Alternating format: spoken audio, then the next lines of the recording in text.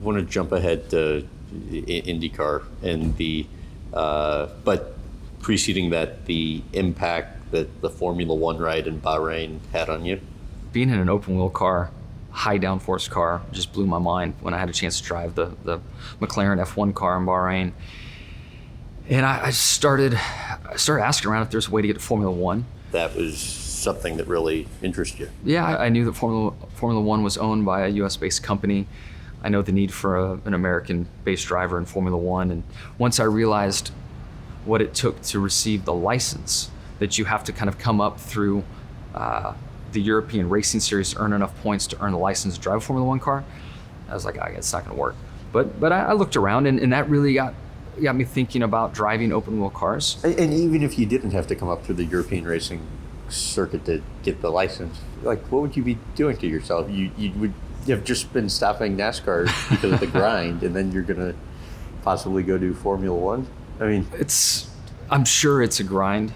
It's such a premier form of racing, but it's only like 20 races. So, in my eyes, it's almost half. Right. So except a global travel schedule. I mean, that's one other thing that fuels my wife and I is travel. And so to think about working globally and traveling all these amazing places seemed pretty cool. Was she on board with the idea at the time?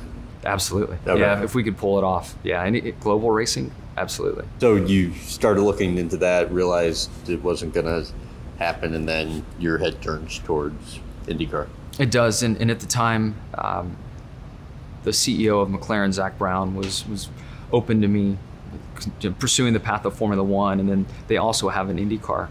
And in the beginning, that was really my first opportunity to drive an IndyCar, was the McLaren IndyCar. And again, just the experience of a single-seater, open-wheel car, high downforce. That's when I found my energy to pursue this, because up until that point, I really thought that full-time racing or such premier high-level racing was behind me. A likelihood it continues beyond the 2 years?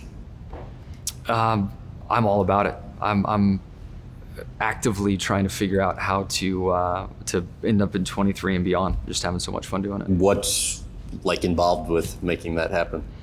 Having a seat available with the team, so wherever the team's plans are heading, and then clearly having the corporate support to do so.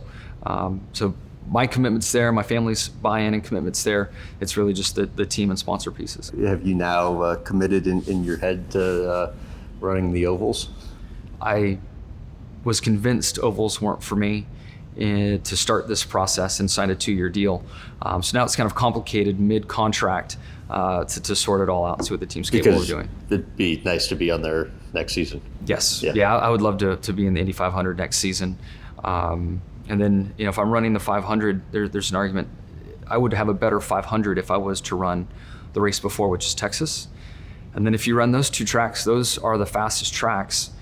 I may as well run the other ones. So there's still a lot to be sorted out, but I'm as close as I've ever been to running an oval, and especially the Indy 500.